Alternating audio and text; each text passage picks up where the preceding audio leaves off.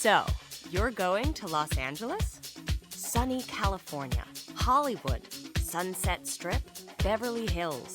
There are so many things to see and do there. There are the mansions of Hollywood movie stars. There's shopping on Rodeo Drive. Window shopping, that is. You probably couldn't buy anything here. There are clubs where stars and celebrities go to hear music. And there are famous restaurants. But how would you find everything? You could take a bus tour, or you could go with Anne Block. Anne's company is called Take My Mother, Please. Anne gives you a personal tour of this wonderful city. Anne picks you up in her car.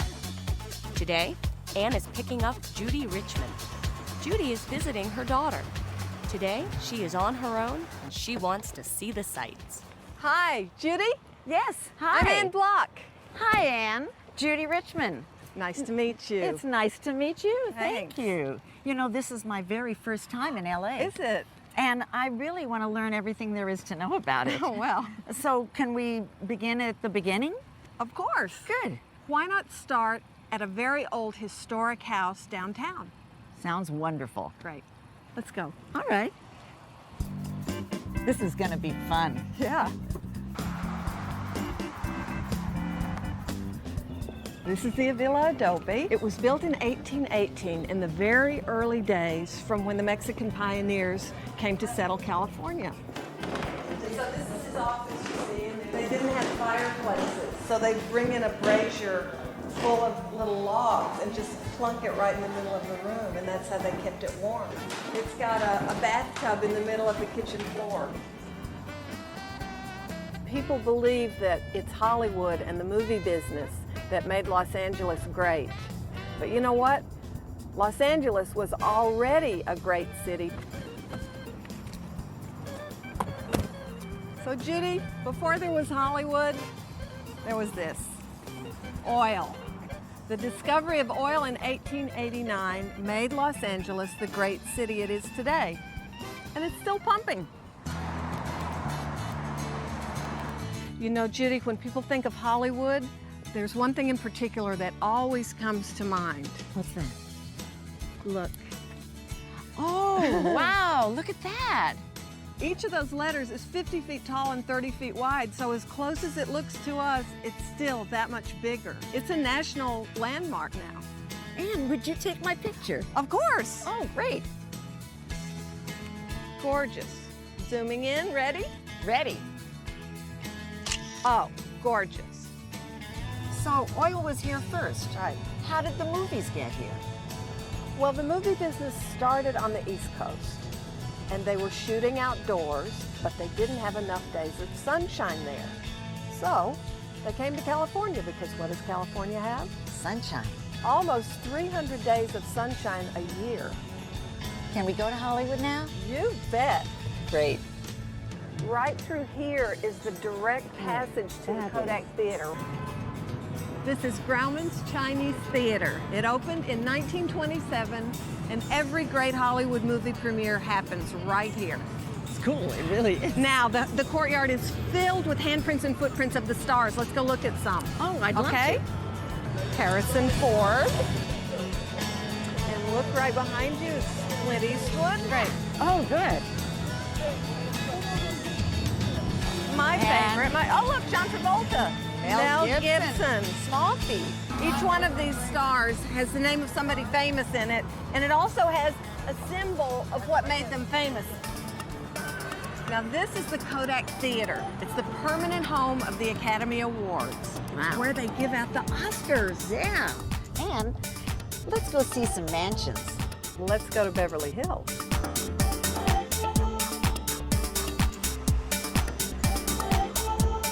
Now we're in Beverly Hills. And look at this house right here on the right. There are a lot of famous people who live in Beverly Hills. There's a for sale sign. Can we buy it? Well, Judy, today we saw Hollywood and Beverly Hills, downtown and the oil fields. But this is the place where Los Angeles really began. This is La Brea Tar Pits. These sculptures of animals are like the animals that lived here many thousands of years ago.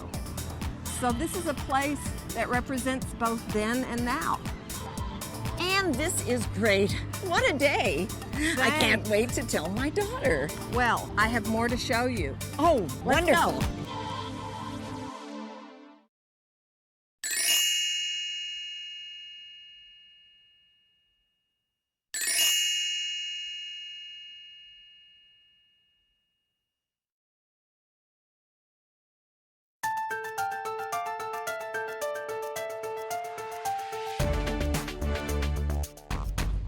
Around the world, many children are living in poverty.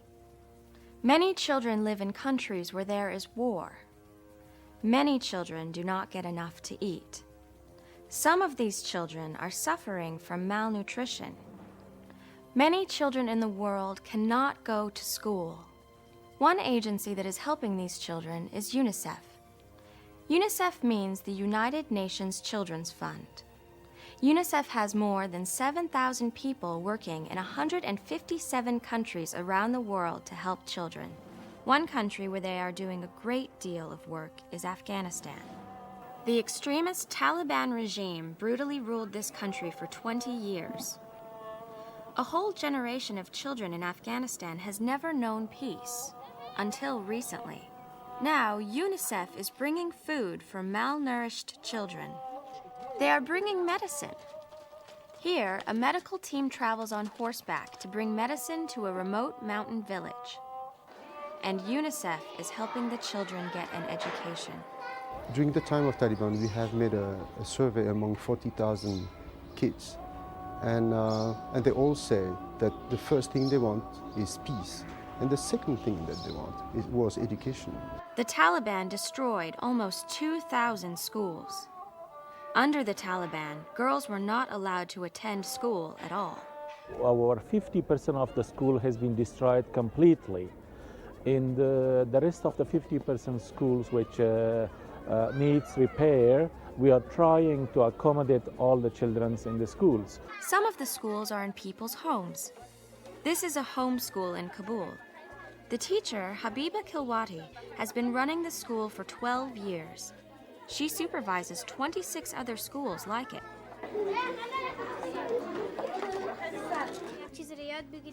We want to learn so we can become teachers, doctors, or engineers, and be like normal students. It was dangerous for children to go to school. Under the Taliban, police punished families whose children went to school. Today, children are happy to be in school. This morning I had some tea and an egg and came to school. I have notebooks, pencils, erasers, and friends and fun here. UNICEF is helping rebuild the educational system in Afghanistan in many ways. UNICEF is helping to train teachers. They are rebuilding schools. They are printing textbooks and delivering books and other supplies to schools. This girls' school was closed under the Taliban. Now it is opening again. It has room for 960 students. These girls are happy to be back in school. I am very disappointed and sad that I wasted 6 years. There was no education then. I tried to study then with my parents, but it's not the same. It wasn't so bad, but now I am much happier because the schools are reopening. We plan to open the schools and get these children enrolled and back in school, and to give them back their education so they can read and write. When the Taliban came to power and closed the schools, girls stayed at home. Now there is an opportunity for them to continue their education. We are very happy about this. We can be proud of our girls, our young people. They can go back to school. UNICEF is working on its mission to bring food, medicine, and education to the children of Afghanistan. In the process, they are also bringing hope.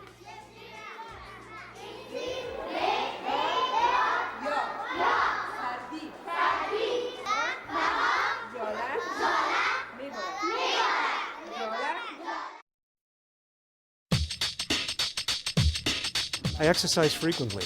I run 4 to 6 miles a day. I have terrible insomnia. I don't really like taking sleeping pills. It's driving me crazy. It's driving my wife crazy. She's finally convinced me to do something about it. I decided to see someone who does alternative medicine to see if she can help me. I'm Wendy Root, and I am an acupuncturist and an herbalist and a massage therapist. Come in. Thank you. So you're only getting 4 hours of sleep a night? 4 or 5 hours, but usually not more than 5 hours. How often do you not sleep? Sometimes there'll be a week where I'm okay, and then I can't sleep again for 2 or 3 or 4 days. So let's talk about the migraines now. How often do you get them, and when did they start? Sometimes they'll start in the back of my neck, and the pain will move to the top of my head, and I also sometimes get nausea. And I've been suffering from migraines probably for 20 years. So you have insomnia for more than 5 years. Yes. You have migraines that you've had for more than 20 years. Yes. But otherwise you're in good health. I'm generally in good health beyond that, but I'm physically active. I run, so sometimes my hamstrings hurt. Sometimes my knees get sore. My shoulders, sometimes because I play tennis, so my shoulder, particularly my right shoulder, gets sore. So I have other kinds of muscle aches. Please stand up. I'd like to look at your balance. I can see this shoulder is high and forward. Turn sideways. Your neck is too straight and twisted here, and your back is curved in through here. Your hips are twisted. This hip is forward and high. So we'll work with your structure as it lines up with your headaches and your insomnia. Okay. I'd like to start the treatment now. Okay. Please come in here. Okay. Hi. Hi. Please lay down Okay. with your head on this side. I'm going to be checking your arm for any pressure pain. I'm going to check your neck. Are you aware of having nightmares? I've had nightmares, but not very often. What I'm going to do with the needles is stimulate a flow of energy from your leg up to your middle. I'm going to look at your range of motion. So I'm going to ask you to put both arms up over your head. Okay. I want you to bend your knee and let your leg drop out. Lift your shirt a little so I can see your lower back. Lift your hip and down.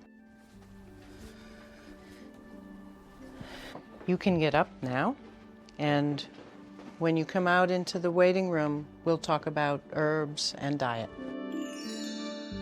Hi. Hi there. How do you feel? Feel better. Good. Yep. I'd like to just look at your balance again Okay. and see what we've got shifted. This shoulder is better. It's dropped down in place. It's still a little rotated forward, Right. but the height is better. I also treat my patients with herbs. And herbs are like a very powerful food. And food and our diet is so important to our health. I'd like to go with you to get some herbs to treat your condition. There are some wonderful stores in Chinatown.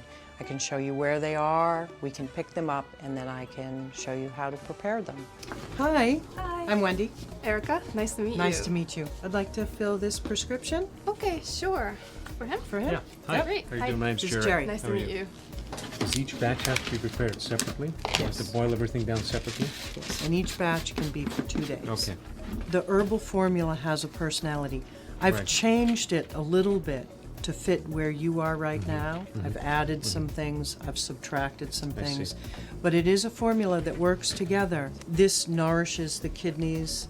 These first ones are all nourishing herbs. The Ophiopagon is more for the heart and the lung, and the asparagus root has more kidney action. Right. I'd like to see Jerry 5 or 6 more times. And I think if he keeps taking his herbs and he comes in for acupuncture and massage, he should get better quite quickly. It's been a few weeks now, and I'm happy to report that I haven't had insomnia, and that my migraines are not happening as often either. So I'm going to continue with the herbal medication, and I'll continue to see Wendy.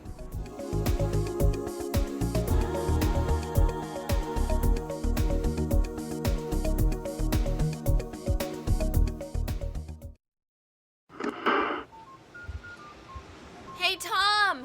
Hi, honey! Hi, Tom! Oh, he can't hear me. I'm too far away. Well, I'm glad he's having a good time. I'm Sheila. That's my boyfriend, Tom, down there by the pool. I've been in this hotel room for 3 days. I have a really terrible case of the flu.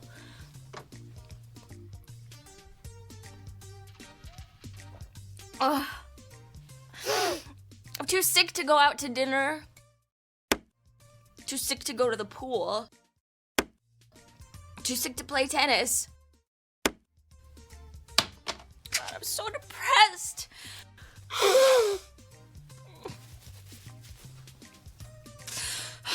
Well, let me tell you what happened. My boyfriend Tom and I wanted to take a vacation.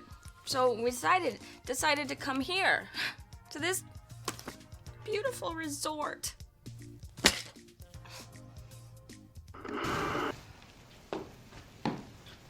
Honey, this place is really beautiful. Yeah, I guess. Oh, come on. The weather's so cold and gray. Just look out there. Yeah, you're right. It is pretty gray. I'm feeling so depressed. I really need to get away. Let's go for a few days. Well, I don't want to get sick. God, so cold. I'm so sick. Oh.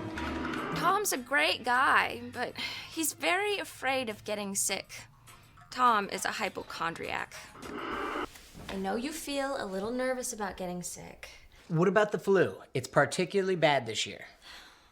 Oh, I feel terrible. Please, Tom, we're not going to get the flu. Well, what about food poisoning then? Oh, God. I feel nauseous. I don't think so. Or a really bad cold. You can get a cold going from a cold climate to a warm climate. I'm really stuffed up. You can get a cold by going to work, Tom. I know. It's terrible. Anyway, I finally convinced him to go. But he made his preparations very carefully. We went to the drugstore. Of course, he had a list. Aspirin. We definitely need some aspirin for headaches and fevers. Okay. What's this stuff? For symptoms of cold and flu. Cold. I'm so sick. Well, I don't want a cold. We need some of this. All right.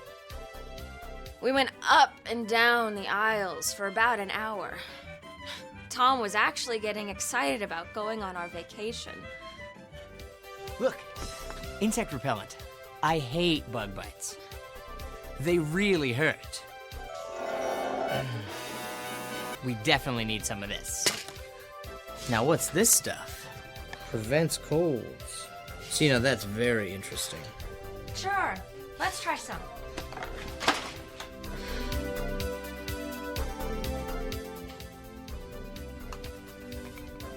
Sunscreen, yes. Waterproof, SPF 30. See, this is exactly what we need. Oh yes, sunscreen. This is very important. You definitely don't want to get a sunburn. This sunburn hurts.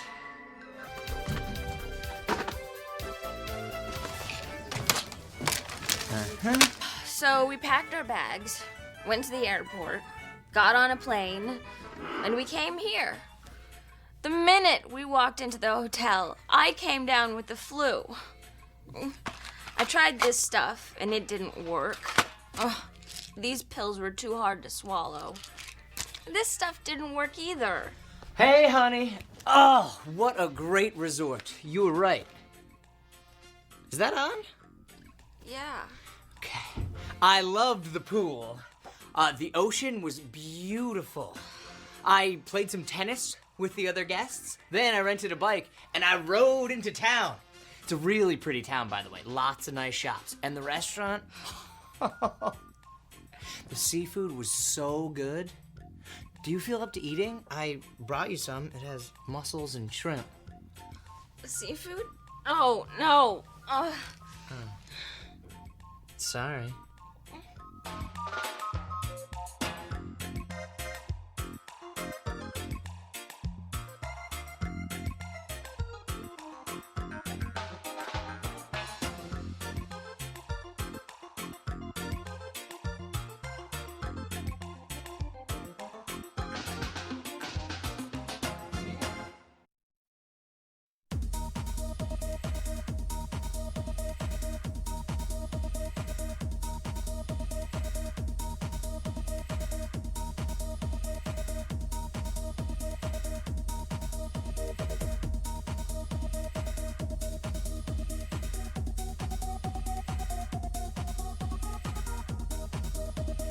You know, some people really get into winter sports.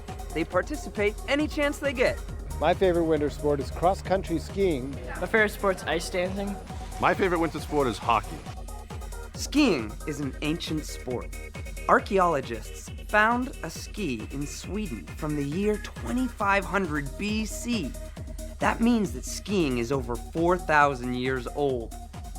Snowboarding is a much newer sport. Snowboarding has only existed for about 35 years. This is Chris Ate. Chris, where are you from? I am from Nigeria. You don't get a lot of snow in Nigeria, do you? No, we don't. Then you probably didn't grow up participating in a lot of winter sports. No, but I play basketball and soccer. So you're pretty athletic. Well, today you're going to learn two new sports, skiing and snowboarding. That will be memorable. First, Chris is going to need to get dressed. He needs long underwear, ski pants, a sweater, a ski jacket, a hat, goggles, scarf, a pair of really warm, waterproof gloves, and of course, a lift ticket. Now, for skiing, we have to get Chris outfitted for boots, skis, and poles. Hello, I'm Jane. I'm your ski instructor. Hi, I am Chris Ate. Which is easier to learn, skiing or snowboarding? I think that skiing is easier to learn. So are you ready to go skiing? I guess so. Let's go.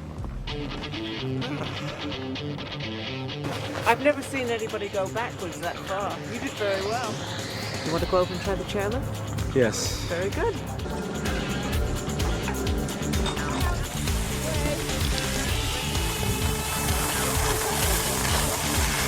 Down the hill and then come across to where the trees are. Keep your wedge. Really doing very well. But it doesn't look that way. I think if I stop skiing backwards, I will get it right. Well done. But I think all you need now is some practice. Thank you very much. All right, Chris, you've had your first ski lesson. You ready to try snowboarding? Yes, I'm ready. Let's go. Now we have to get Chris outfitted for snowboarding. Boots, a board, and a helmet. Hello, are you Chris? Yes, I'm Chris. Are you my instructor? I am. I will be your snowboard instructor. My name is Josh. Nice to meet you. Now tell me, is snowboarding harder than skiing? No, I think snowboarding is a lot easier. With a snowboard, you only use one piece of equipment. With skis, you have two different skis and two poles. So snowboarding is going to be a lot easier. It's much simpler. Ah, that is what I wanted to hear. All right, let's do it. Okay.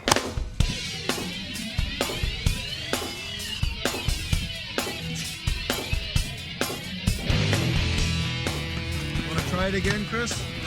Sure. That's the end of your lesson, Chris. What do you think? Well, that was tough, but thank you very much. Not a problem.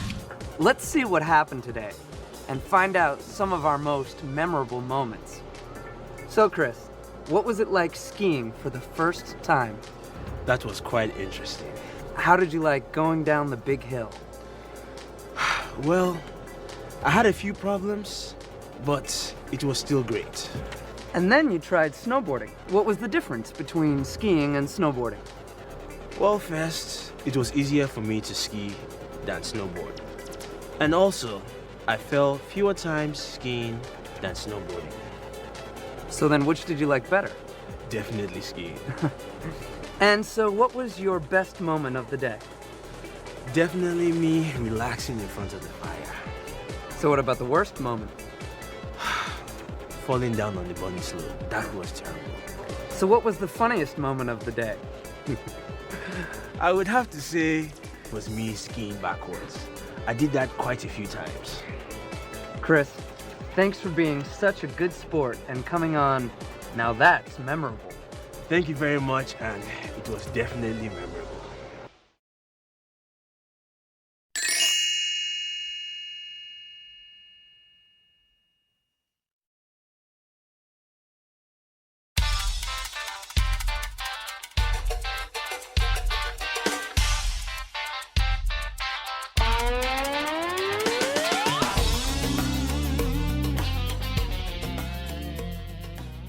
Wakeboarding is a great adventure.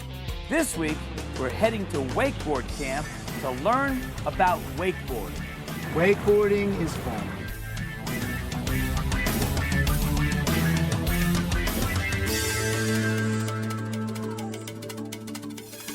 This is Jonathan Weiss. In 1999, he and his partner, Earl Jenkins, started the Miami Wakeboard Camp, and it's going great. Jonathan, you seem like a really easygoing guy, but you also seem pretty adventurous. Do you have to be daring to do wakeboarding, or can anybody do it? Anybody can do wakeboarding because it's not like you need to be some kind of a great athlete or some kind of a major sports person. You could be like a shy, quiet person and be a wakeboarder. You could be a crazy, wild guy and be a wakeboarder. But tell us what we're going to do today. First, we're gonna go on the trampoline and get warmed up. Okay. Then we're gonna pick out a board so we can get a board, and then we're gonna go down there, hop on the boat. Cool. And we're gonna go wakeboard. All right. Let's go wakeboard. Let's go wakeboard. Gotta go wakeboard. All right. This is Jonathan's wife, Barbara. Barbara, you're a beginner, right? Yes, I'm a beginner. I can go to the left and to the right.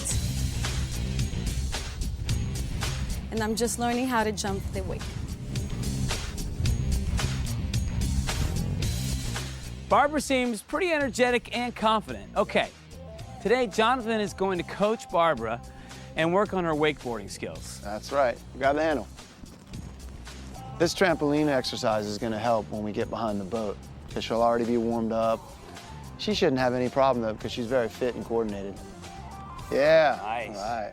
See, you practice it here. Yeah. And then when you go out behind the boat, it makes a little bit more sense. Feeling it. Lead with your head.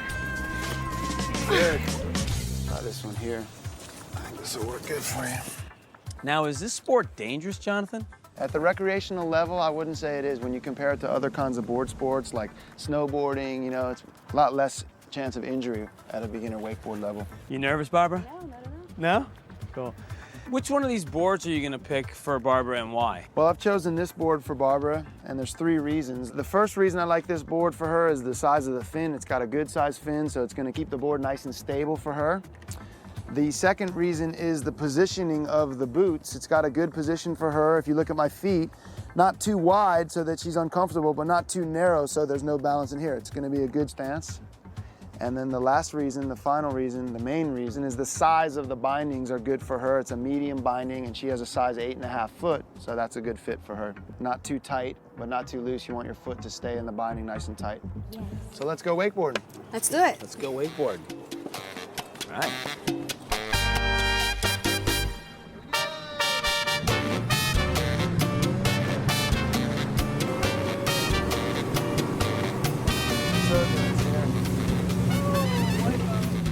you like to go a little faster? No. How about a little slower? Yes. Would you like to go a little slower? Dad, please go slower. A little bit slower? Yes. All right, I'll go a little slower. Turn your whole body. The other way. Yeah, that's good.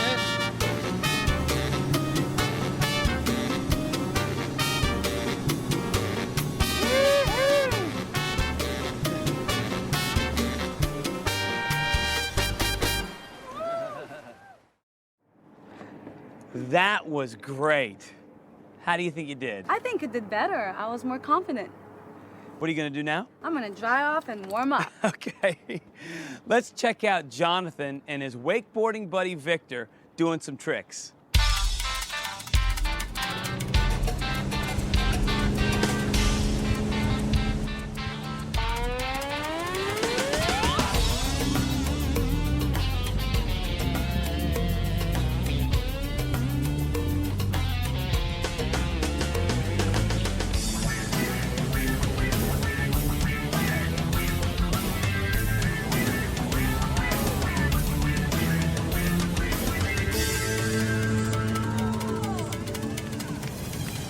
Thank you so much, Jonathan, for showing us your wakeboard camp, and thank you, Barbara. My pleasure. You guys were great. We hope you enjoyed it, man. We had a blast. Thanks a lot for everyone for watching. And see you out here at Miami Wakeboard. Come ride with us. We'll take good care of you. That does it for this week's adventure, Miami Wakeboard Camp. Woo!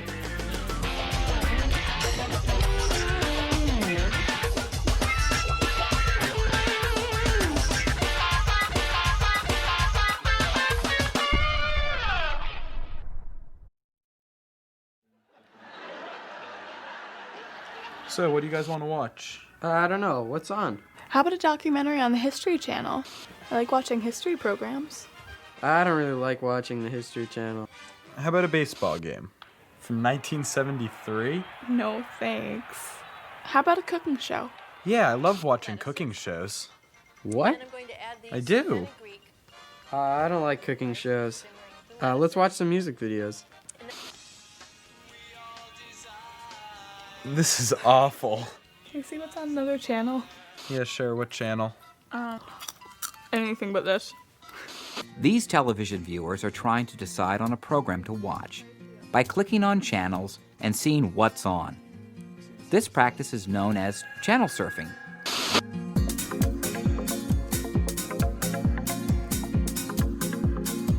In the past, it was not difficult to decide what to watch on TV. There were only 3 channels to choose from. Cable television has changed all that.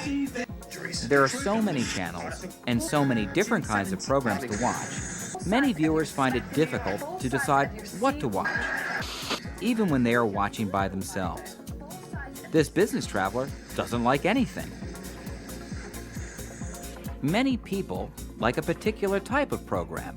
TV programs that I like watching are cooking shows, comedy shows. I usually watch dramas, murder mystery programs, quizzes, comedies. I like watching talk shows. I guess of all of my favorite TV shows, I'd like news programs. I like to watch soap operas and news. I like to watch comedy shows. Well, I like good drama. I like a lot of the cop shows. I like a lot of the science fiction shows and good history. TV programs I like to watch are like sports, automotive, discovery, that type of thing. Cartoons have always been popular. This brother and sister are watching their favorite DVD. Turn that down. Okay, Mom. He turns it down. Now, the volume is too low. For couples, deciding what to watch can require some very careful negotiation. Oh, look, Pretty Woman is on. I love watching that movie. Pretty Woman? Oh, no, not Pretty Woman. Joe, you know it's my favorite movie. It's on in 5 minutes. I'll be right back. I'm just going to get some coffee. Don't like watching that kind of movie. Plus, I don't like Julia Roberts. Actually, I really hate that movie. Joe realizes that there's a basketball game on tomorrow night. He wants to ask his friends over to watch it.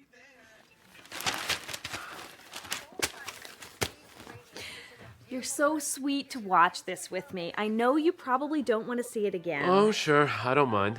There's nothing else on anyway. Not tonight. Hey, look, Swordfish is on. John Travolta and Halle Berry. Nah, I've already seen that twice.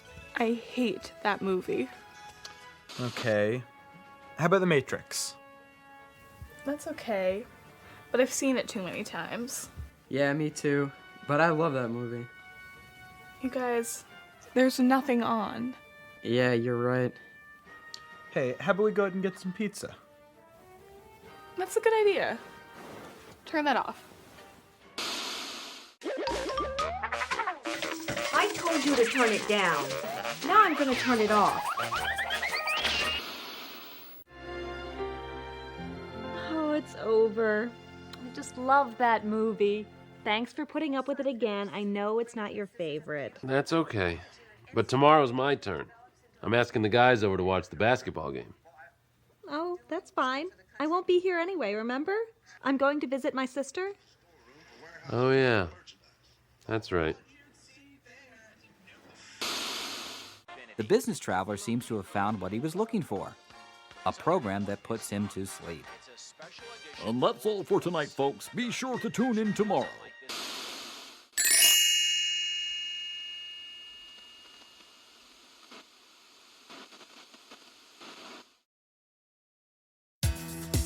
Do you have something you don't want anymore? Maybe you'll just throw it away. Or you could sell it. How? Well, you might want to sell it in the newspaper classified ads. Or you could sell it on a bulletin board. You could put a sign on it. Or find a buyer. If you have lots of things you don't want anymore, you could have a yard sale or a garage sale. And today, there is a new way to sell your things. You can sell them online. If you have something you want to sell online, Jessica Sherman can help you. I'm an eBay seller. I can sell anything, from cars to pianos to bikes, furniture, anything. Anything in an online auction. Here's how an online auction works. Let's say you want to buy something. You can type in what you're looking for here, or you can search these categories. See, you can buy all kinds of things. You can buy antiques, computers, musical instruments. You can even buy a house. Well, let's look at cameras. In an auction, people who want to buy this camera make an offer, say $50. An offer is called a bid, and people who make bids are called bidders. There are 16 bids for this camera right now, and the top bid is $300, and the auction for this camera will end in 9 hours. I help lots of people sell different things online. My customers might come to me, or I might go to them, and we look at what they have to sell. Lisa? Hey. Hi, it's Jessica. Hey, nice to meet you. You too. How did you find me? Well, I saw your flyer down at the coffee shop. Oh, great. Yeah. What do you have here? Well, I've got these 5 designer dresses, and they all have original tags. They look great, and the tags will definitely help get a better price. How much do you want to get for each dress? Well, I'd like to get $50. Probably get $50, but you might make a little less. That's fine. Great. Well, let's do it. This is great. This is cute. Ooh, I love this one. Let's post this one. You know, Lisa, this is a perfect summer dress. I think we should take the picture outside. Good idea. This is how it works. Lisa pays a fee between $2 and $10 to put her dress online. I've got my camera right here. I get 15% commission, and the buyer pays for the dress and the shipping costs. First, I take pictures. Then we'll decide how many days we'll put her dress up for auction. 3, 5, 7, or 10 days. Now you have a choice of a 3, 5, or 7 day auction. What would you like to do? Well, how about 7 days? That's exactly what I would recommend. After I take the picture, I list the item. To do that, I enter the information about it. Well, the description is really important. The details will help sell the dress. Oh, there are so many dresses online that we need to show how this one is unique. You know, we could put a reserve price on this. Reserve price? What's that? Well, a reserve price is when we set a minimum price for the dress, and if the bids don't reach that price, the dress won't sell. What do you think? In my experience, if we don't use a reserve price, we'll get more bids, and it'll be much more exciting, and you might make more money. Yay, let's do it. All right. Now we agree to pay the listing fee. It's the last thing that we do. And the dress is up for auction. Yes, I shop online. Yes, I shop online. Yes, I shop online. I do not shop online. Yes, I shop online. I don't have a computer. I shop online all the time. I shop online once a month. I shop online probably every couple of months. I shop online 3 or 4 times a year. I shop in stores. When I shop online, I buy CDs. I buy some of my supplies online. I usually buy books or music when I shop online. Now I check on the items I've listed. I wonder how Lisa's dresses are doing. Are there any bids? We've got some interested buyers here. These dresses will definitely sell. At the last minute, you often see prices going up. Hello? Lisa? Oh, hey, Jessica. How did the auctions go? I have some good news. Yeah? We did really well. We sold all 5 dresses for $210. Oh, that's wonderful. Thank you so much. Isn't that great? Well, I will be sending you a check in the mail. Oh, thank you. Have a good day. Great. Thank you so much, Lisa. Bye-bye. These dresses sold very well. Now it's my job to make sure that we get paid and to ship the dress to the buyer. I think online selling is fun, and you probably will be successful if you've got great items, good descriptions, and great photos. And you might make a lot of money.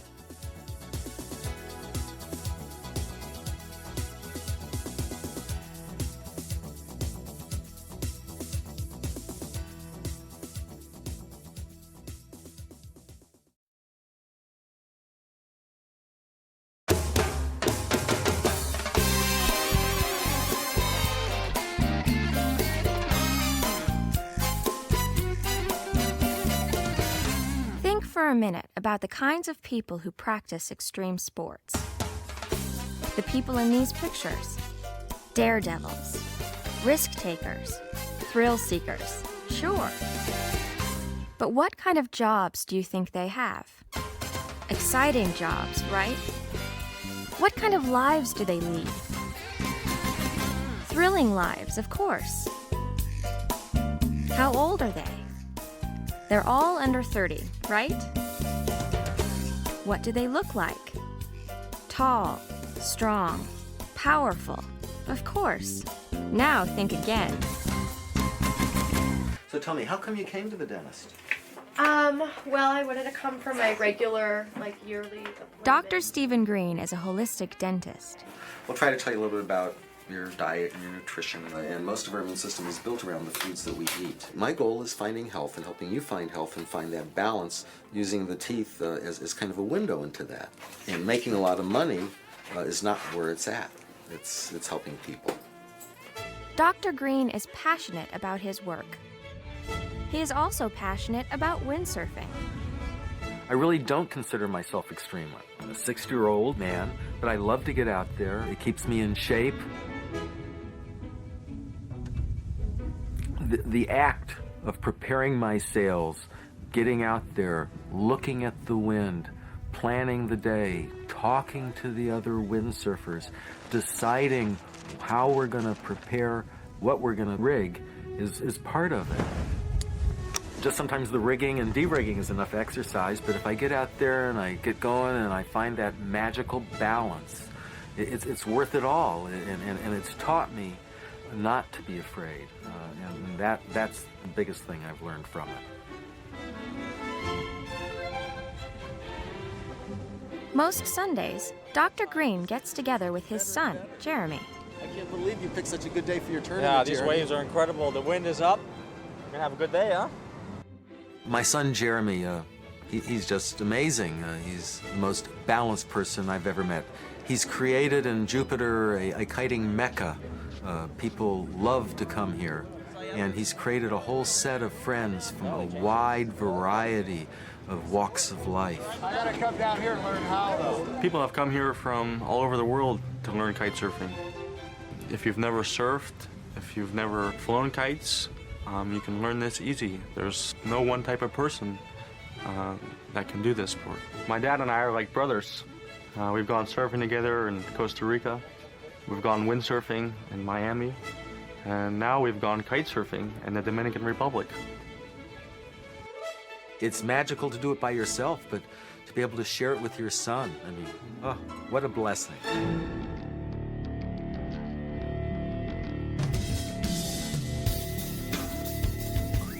When the wind starts blowing 20 miles an hour or 22 miles an hour, the power just increases so much.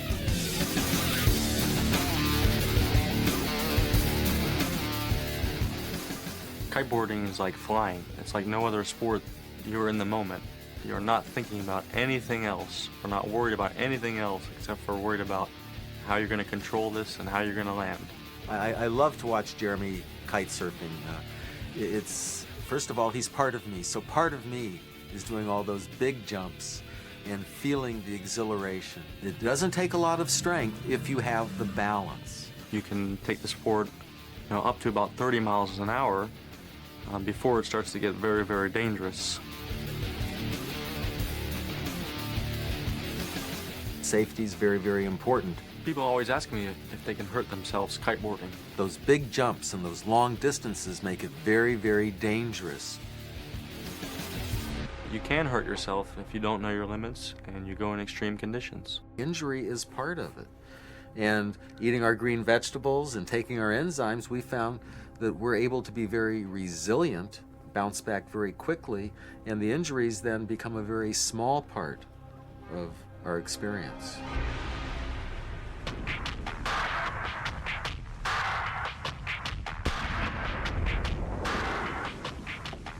When I go out and I go fast, and it feels good, even if only for a few moments. It's just the most exhilarating, most wonderful, most magical thing that can happen. And I know that I'm young again, and it's worth every day. It keeps me happy for a month.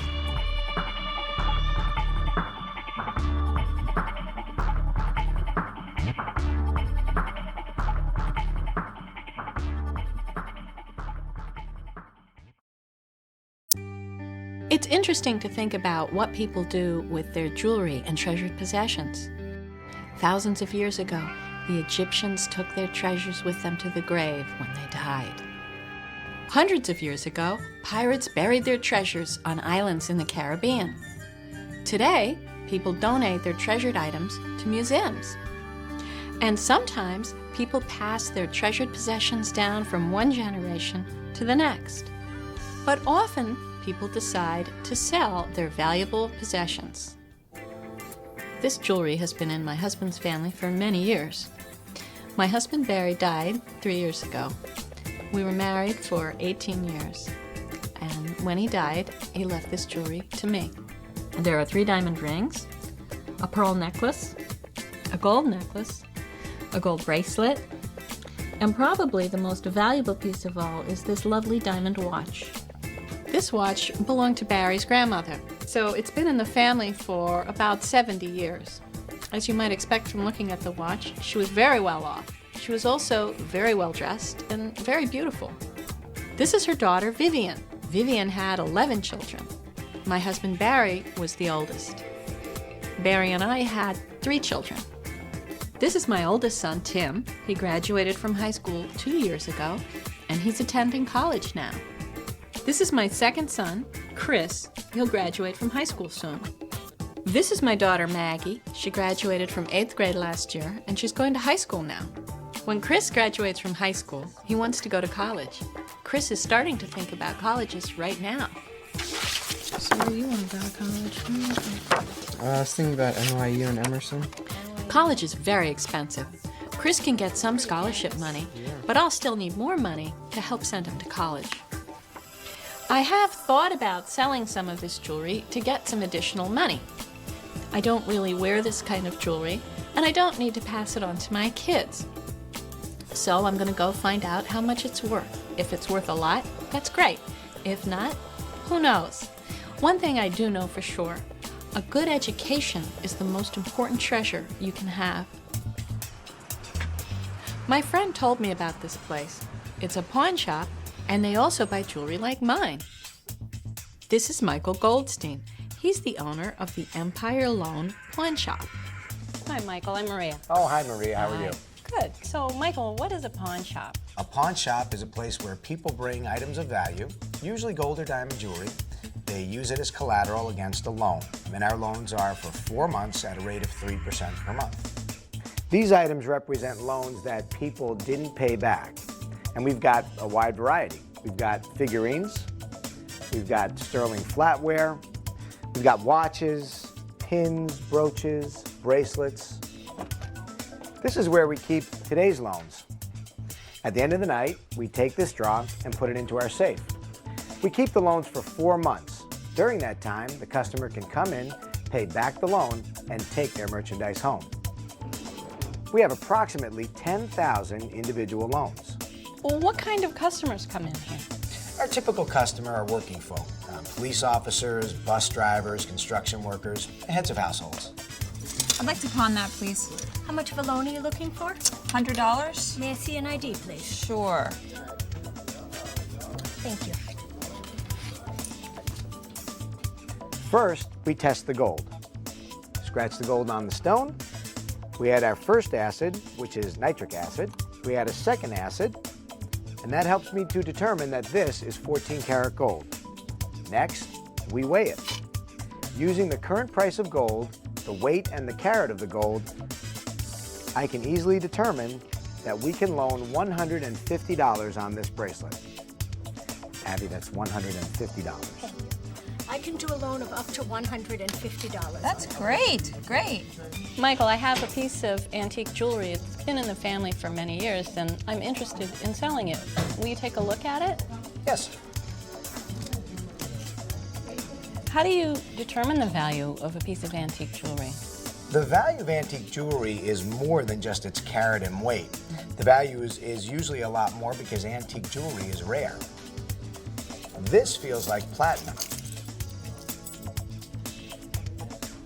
And this has many diamonds. Is it okay if I show this to my antique jewelry expert? Great. Hi. Hi. Can you tell me roughly how long you've had this watch? Well, it was in my husband's family for many years. It belonged to his grandmother, so I think it's at least from the 1930s. It's platinum. It has about 2 to 3 carats of diamonds. And we could buy it for between $700 and $900. Thank you.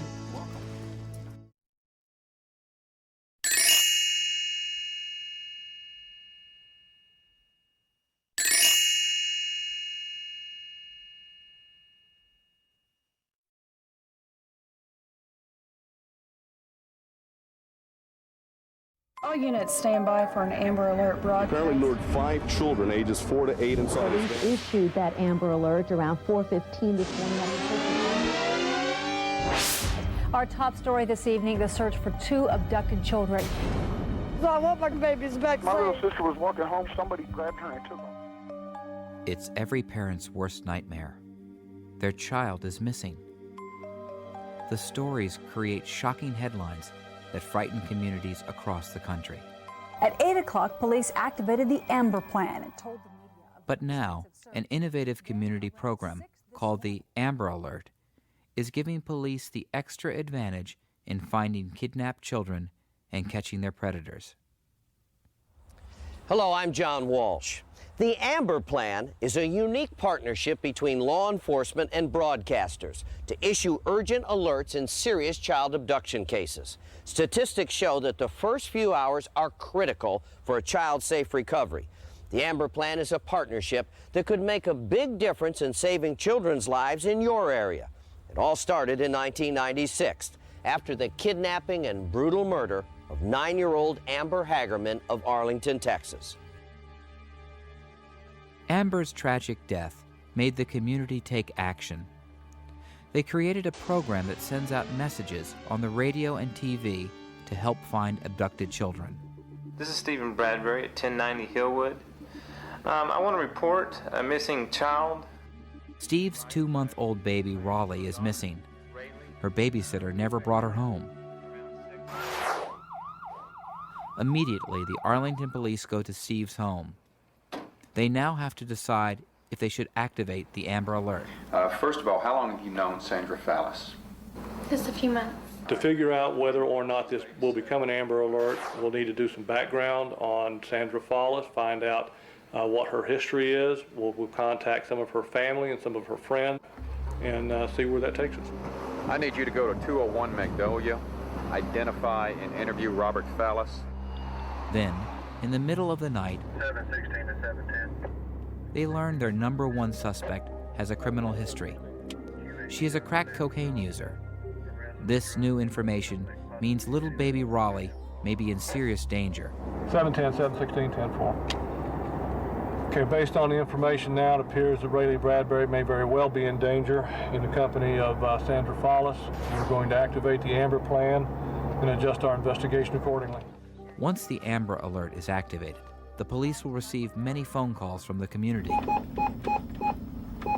What I'm doing now is I'm sending the Amber Alert fax to the 2 radio stations that are tasked to receive it.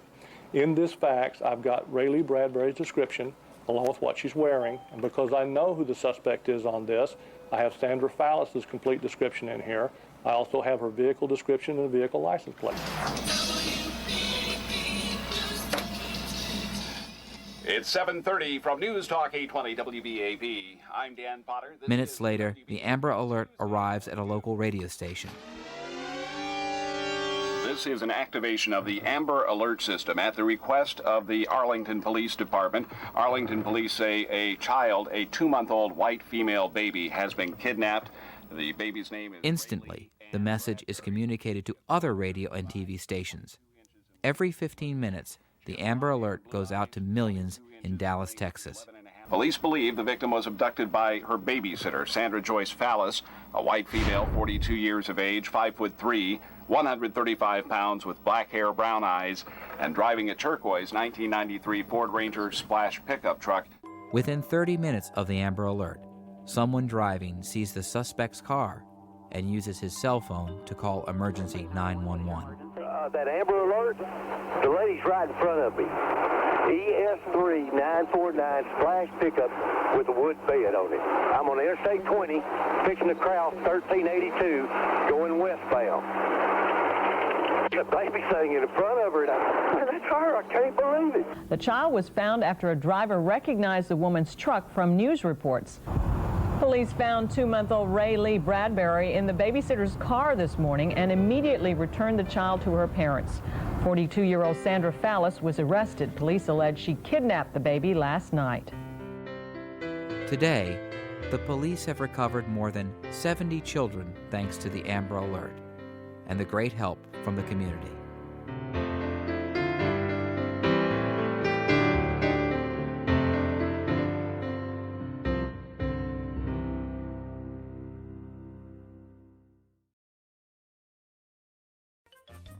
Most kids dream of the day when they can drive a car. Of course, in order to drive a real car, you have to get a driver's license. In the United States, most kids learn to drive when they are 16.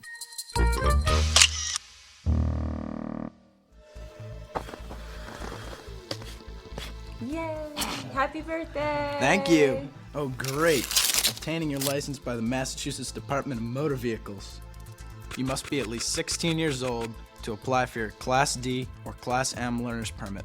A learner's permit gives you permission to drive while you practice your skills and prepare for your driver's test.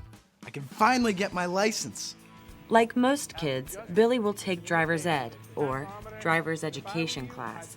You don't have to take driver's education, but it's a good idea, and most people in the United States do. Mike Toll has been a driving school owner and instructor for over 30 years. I've taught several thousand people how to drive, and parents don't always make the best teachers.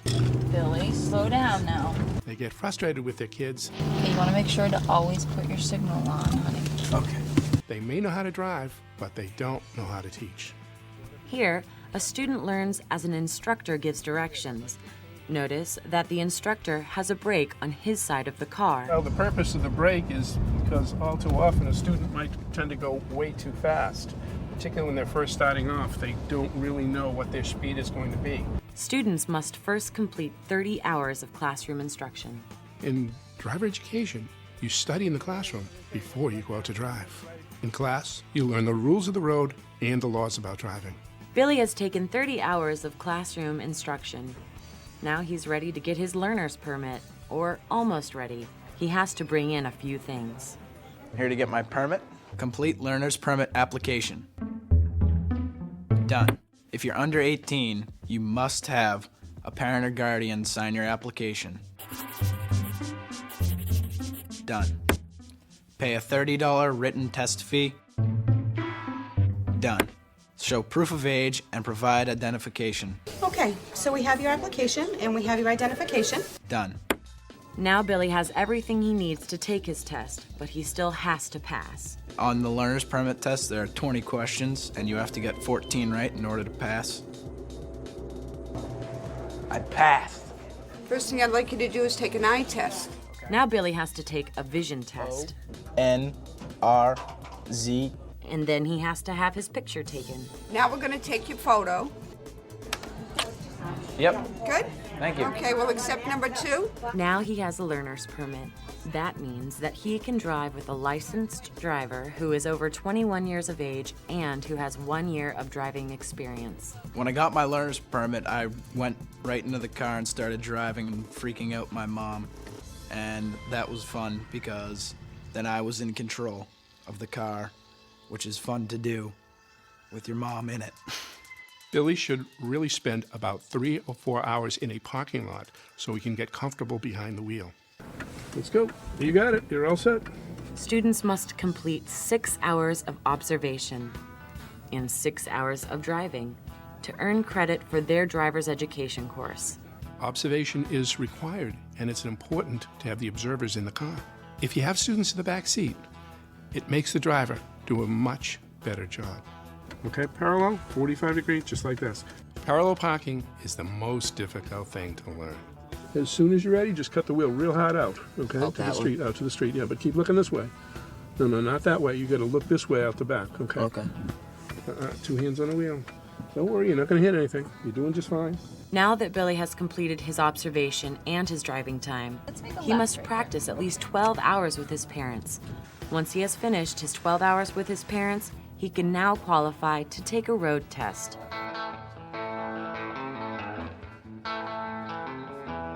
In the state of Massachusetts, 1 out of 6 people will not pass their road test on the first try.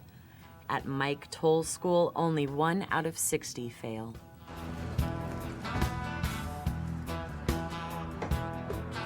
First off, I want you to show me the hand signals. All right. Right, left, stop. Okay, very good. Okay, Bill, from this position, we're going to do a 3-point turn. Now, Billy, let's parallel park behind this red car. And that's not too bad.